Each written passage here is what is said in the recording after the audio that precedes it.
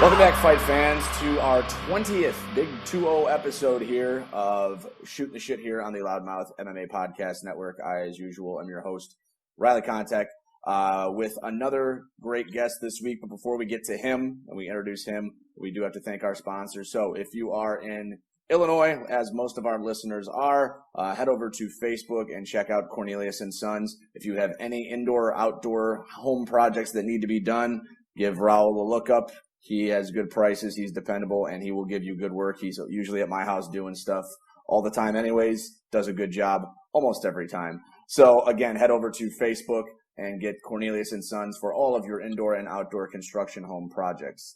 All right, we have another Contender Series fighter on the show again. 2 weeks ago we had on Orion Kosi. Really interesting stuff. Really like to hear about everything that goes around with the Contender Series, considering that's probably, I actually think those shows probably do more views than your random fight nights at this point. But we have Anthony Romero on the show today. Anthony, how are you? I'm doing well. How are you? I'm doing very, very well. So it's good to have you on the show. Really, really enjoy having the Contender Series guys on because I'm a big hardcore follower of that. I do a weekly preview of that. Let's talk about your fight on the Contender Series because it did cause some controversy amongst the Twitter MMA community here. Not necessarily the fight as much as the outcome after the fight was over. So you fought Mike Breeden. So just kind of comment on your performance, how you think you did, what you could have done better, and just kind of give us a full overview of what happened there. Yeah, for sure. I felt my performance was one of my best of all my my pro fights. I was very proud of that performance. After the fact, like immediately, I was kind of like, oh man, like when Dana told me whatever, I was like, oh maybe my performance wasn't that good. But then I looked at it a few times and I was like, oh, I'm pretty happy about it. It's a tough place to perform, especially for your first time. I'll be honest, there's lots of pressure going on, lots of nerves, and to perform the way that I did, I'm very happy.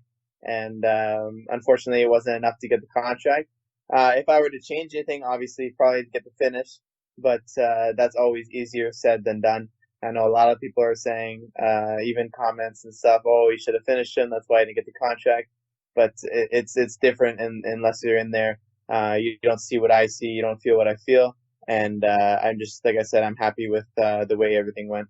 Yeah, for sure. And there was a lot of those comments. I thought there was a lot of supportive comments on my Twitter feed, at least as well. So, it mixes, especially with the guys who are the keyboard coaches who think they know everything, Now, just specifically on Breeden as an opponent, and the first thing I'll say is that even though you were winning that fight the entire time, it seemed like all the announcers were talking about, I don't know if you watched the telecast version or not, but it seemed like all they were talking about was how tough Breeden is and not how badly you were whooping his ass. Yeah, there was times here and there. I know he had a lot of support. There's people who work on the show who go to the same gym as him as well. So I wasn't really surprised about that. But I feel like they did a good job balancing it as much as they could, being a little critical and being supportive as well, which I think is what they have to do. They can't be super biased on TV, right? But other than that, it was pretty cool. I actually talked to Paul privately after, and he was very impressed of my performance. But at the end of the day, he's not the one that gives the contracts. Right.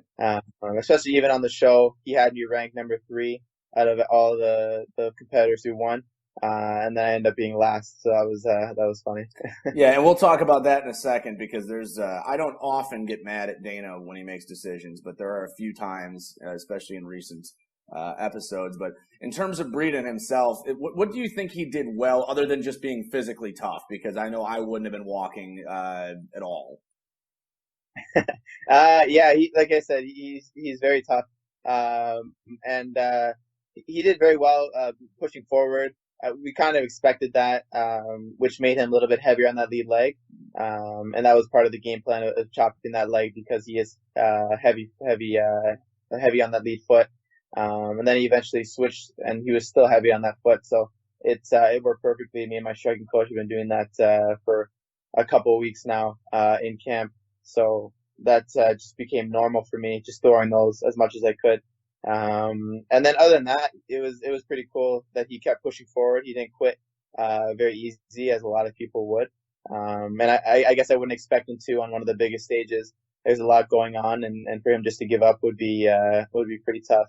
So he was trying to give it his all, and I think it made for a great performance from both of us to show that he can be tough as well.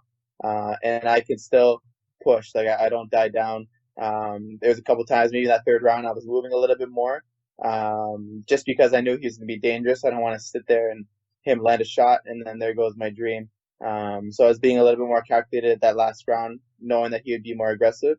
And that's just the smart game plan that I have. And then I eventually kept chopping on the legs, but it just ran out of time that last round. So yeah, and if that's a 5-round fight, I don't think if he does go out for the 4th round, I don't think he makes it long. He takes a couple more of those leg kicks. I think he's done. So before we get to the actual selection portion, how would you rate the overall experience being on the Contender Series, just being there, how you were treated, the accommodations, etc.? Oh, it was the best I've had by far. Everything was very professional. Everything was in order. Even the weigh-in, some ways you go to, it takes forever for the doctors to show up and all that. But the doctors were there on time. Everyone weighed in exactly when they said. And then everything was very professional with the whole COVID situation. Right. So all the quarantine and all that. So everything was very, very professional. Kind of what I expected for the best, one of the best promotions in the world. Right. So now let's get to the aftermath. You win. It's not close. I mean, I think one of the judges gave Breeden a round, but I didn't even see that. If I'm not mistaken, right, it was 30 27s and 6s and 129-28. Something like that. Yeah, if I remember correctly. So, but it wasn't really a competitive fight in my opinion. You didn't get the finish, but it was probably the most dominant performance on the card. I mean, especially going 15 minutes. So, fight's over. You do your interview with Laura Sanko, who is starting to annoy me now, actually. She's getting a little too overbearing. She's a nice lady. I've met her before. So what do you think? Your fight's over. I mean, you were, I think, the 3rd fight or the 2nd fight on the card. You have to sit around a long time. What are you thinking while you're sitting in the locker room waiting for the event to be over and for Dana to make his announcements? I was very happy, but you can never be sure with Dana. It's kind of tough. Even if you get a finish, you can never be sure. It's happened before on the show where people get that submission and they still don't get a contract. My coaches were telling me I had a good performance, and I felt like I had a good performance, but like I said, you can never be sure. So I just kind of had to sit there and wait for everyone to finish. I was hoping for more finishes to happen so I could just hear the result. But other than that, I was just kind of waiting. I called my family, my girlfriend, one of my sponsors, and I was just kind of waiting there patiently and nervous, of course. For sure, yeah. And, Fight Pick comes around. There's 5 fights for anybody who maybe doesn't watch the Contender Series. There's 5 fights most of the time unless, something falls off late. So how I don't know how I want to phrase this, but there were 2 guys that got contracts that I thought were shoo-ins. It was Alves and Molina. I thought they were both shoo-ins to get it. I thought you would be the 3rd guy in there, and obviously you were not picked. You were the only one that wasn't picked. Now, I have a problem with 2 of the picks that he made. I don't know if you have, I don't want you to throw anybody under the bus, but were you surprised that you didn't get picked over maybe 2 of those guys that did get picked? No, the thing is, like, I don't think it should be me compared to someone else. I think it should just be based on the performance. So if all 5 people had a good performance, all 5 of us should get in. It shouldn't be because one guy got a finish and the other guy didn't. That guy who got a finish is going to get in. I was talking to, I think Colin, he was sitting beside me, and I was like, oh, all 5 of us are probably going to get a contract. Meanwhile, I was the only one that didn't get a contract, so I thought that was funny. But yeah, but I thought for sure that all 5 of us would get it. But I guess I was wrong. So yeah, and it's unfortunate. I think they made a mistake by not. And again, I don't blow smoke up the ass. If I didn't think you deserved it, I would tell you because I don't care. But listen, Colin Huckbody, a nice submission. The guy he fought, not exactly a guy I would think is a high level fighter. He was on a 7-fight win streak, but didn't really beat a whole lot of guys.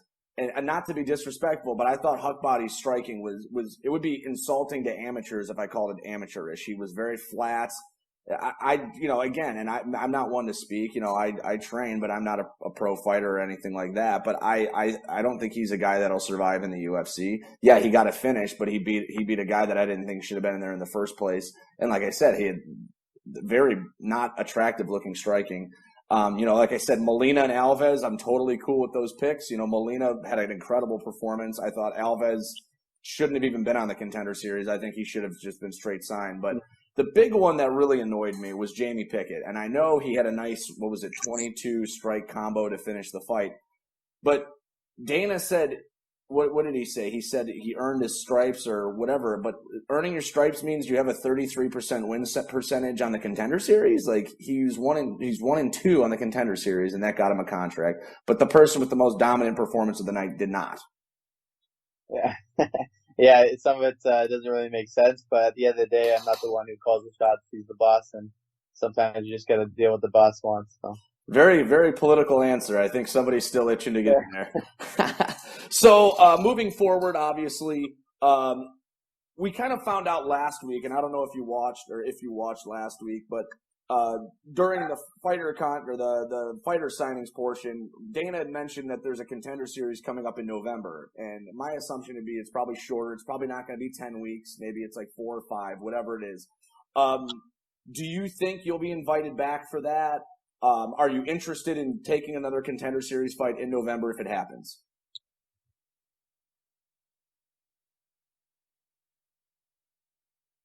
Uh-oh. Oh. Can you hear me? No. Uh-oh.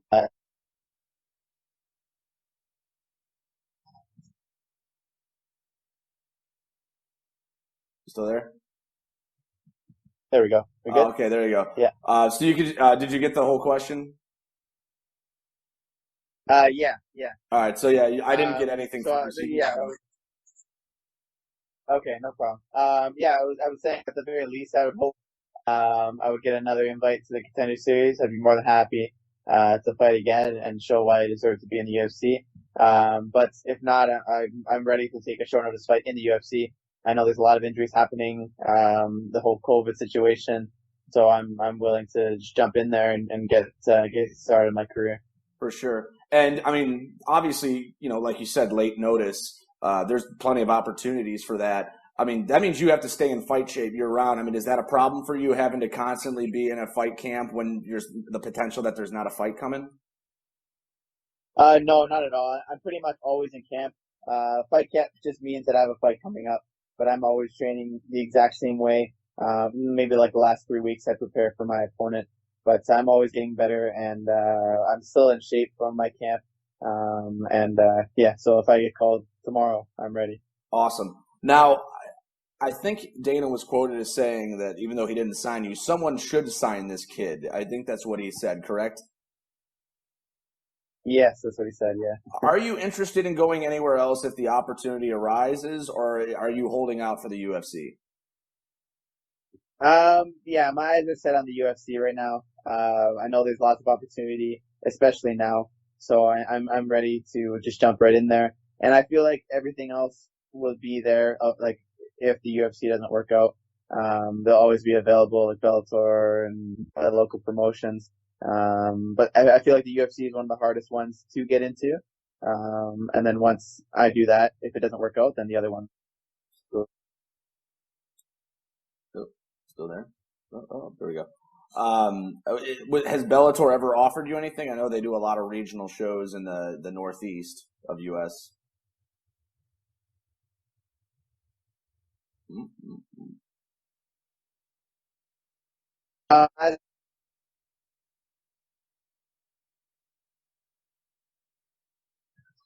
Hello. Yep, I hear you. So Okay. Yeah. So has exactly. Bellator ever offered you a contract? Whether it was I know a lot of times they'll take fighters from the area, especially if they're in northeastern United States. I know you're Canadian, but I know you've taken fights in northern New York and stuff. I mean, was that ever an option? As of now, no. We haven't really had a talk with them, but I know that they probably seem interested, especially from that fight. And I know my manager will talk with them for sure. Just right now, I believe there's a time period where I have to wait after the Contender Series, so I'm kind of in the middle of that time period. But I have to talk to my manager once that time period is done to see what options I have available. But other than that, like Dana said, I'm still young, so I'm not in a rush to take another fight. I'm just right there where I want to be. So why risk taking a local fight when the UFC could call tomorrow? Yeah, were you put on a medical suspension? I believe so. I think it was maybe 10 days, something like that. 10, so it was 14 nothing. days. Yeah, it was nothing major. I know. When we talked to Kosi 2 weeks ago, I think he said the same thing. It was like 10 days or 30 days or something. Which would make sense. And I'm sure you were saying, even with all those leg kicks, you said your legs were pretty sore yourself. So I'm sure you wouldn't have wanted to take a quick turnaround if you were, limping around like an old man. Yeah, for sure. So before we let you go, and really, really interesting stuff. Obviously, I'm a huge fan of the Contender Series, and like I said, I wouldn't be shocked if the Contender Series does better numbers than some of the UFC Fight Nights they put out there on ESPN Plus. This weekend, because we're taping the show a little early, we have a new fight in the main event now that Santos Teixeira got moved. It's Michelle Waterson versus Angela Hill. What do you think about that as a main event, first of all? As a main event, I think it's great. I think it's great for MMA in general. It's pretty cool to see the development of women's MMA. A lot of people really bash the women's MMA.